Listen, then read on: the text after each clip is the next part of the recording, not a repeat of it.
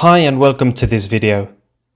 Next time you listen to a native speaker talking in English, try to focus on how they say each word.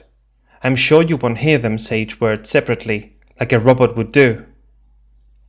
Instead, words will bump into each other as the speaker tries to keep a constant rhythm of speech. Because of the speed, they will make some changes to the pronunciation of the words, usually concerning the beginning and ending sounds of the words. Check this example. Life is like a box of chocolates. We don't say it like this. Life is like a box of chocolates. But we articulate that in a constant flow without stopping between words, with sounds disappearing and word limits reorganizing. These changes are features of what we call connected speech. The main features are linking, assimilation, elision, and reduction. Let's get started with the first feature, linking. When we link two words, they are pronounced as if they were joined together. However, depending on the type of the sound of the context, the linking will be of one type or another. Here are the three possible cases. A consonant sound at the end of a word, plus a vowel sound at the beginning of the following one. A final vowel sound plus an initial vowel sound, or a final consonant sound plus an initial consonant sound. In the first case, when a consonant sound and a vowel sound are linked, there is a reorganization of the syllables. This means that the final consonant sound jumps forward and is pronounced together with the initial vowel sound of the next word, as if they formed one syllable. For example, in an apple, the n of the article forms a syllable with the initial a of apple, so we would pronounce it an apple, an apple. Or take this example, not at all. Look what happens with the t sounds. They jump forward to the next word. Not at all, not at all. In varieties like British English, r's are not pronounced in final position. However, if there is an actual R spelled at the end of a word, and then we have a vowel sound, we do pronounce the R in fluent speech. This is called linking R, as it helps link one word with the next one, and so there is no need for us to pronounce two vowel sounds in a row, which is more difficult and lengthy. For example, take the phrase butter and jam. In isolation, we wouldn't say the final R in butter. But as we have a vowel right after in the spelling, we actually say it to connect both words more easily. Butter and jam. Butter and jam. Now the second case. A final vowel sound plus an initial vowel sound. Following the logic from the linking R, we will introduce a sound to make the transition easier from one word ending in a vowel to the other beginning with another vowel. These are called intrusive sounds. Sometimes this is done by introducing an R sound. For example, the idea of inviting him. To make it easier, we will say the idea of inviting him. Idea of. The idea of inviting him. Or, I saw a film yesterday. We will have instead, I saw a film yesterday. Saw a. I saw a film yesterday.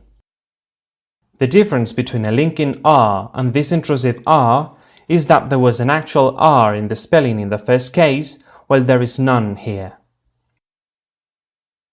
We also used other sounds to link words in this case, the W and the Y sounds. We will have a W when there is an U involved. For example, I'll go out in a minute. Go out. Go out. I'll go out in a minute. We will have a Y when there is an E sound. For instance, I am in the office. I am. I am. I am in the office.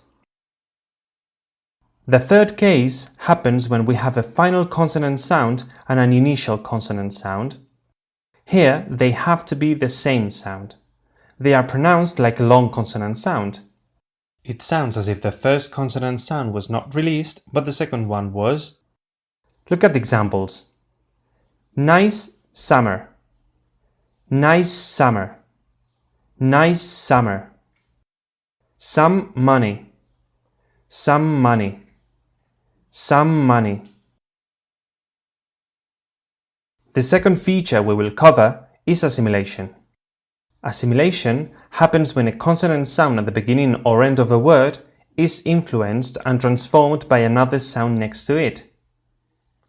Three are the types of assimilation: regressive or backwards, progressive or forwards, and coalescence. This is in both directions. As we said, regressive assimilation is that which happens backwards. This is an initial consonant sound affects the final consonant sound of the previous word. Some examples will do. In the phrase, this shop, the sh of shop influences the way we pronounce the final s of this, and we end up saying this shop, as if we had two sh sounds. However, whereas the first sh is retained, the second sh is released, so they sound as if they were one long sh. This shop. This shop. The same happens in the phrase 8 cakes. The t in 8, pronounced at the front of our mouths, is affected by the place the first k in cakes is said, and then the t becomes a k as well. Listen. 8 cakes. 8 cakes. Again, it sounds like a double k sound, the first of which is not released, while the second one is. 8 cakes. 8 cakes.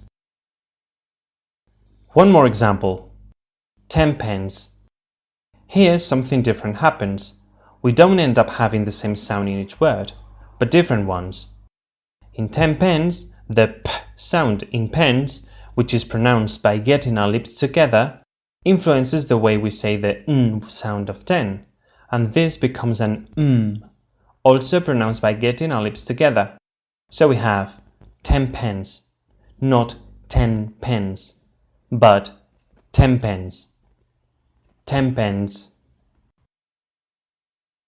The direction of influence is the opposite in progressive assimilation. Here it is forward. This is, a final consonant sound influences how we pronounce the initial consonant sound of the following word.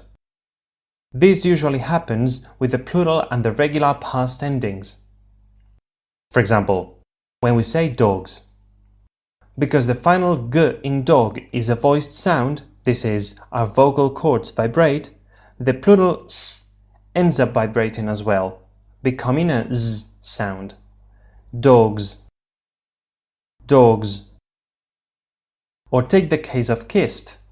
The ed ending would be pronounced like a d sound, which is a voiced sound as well.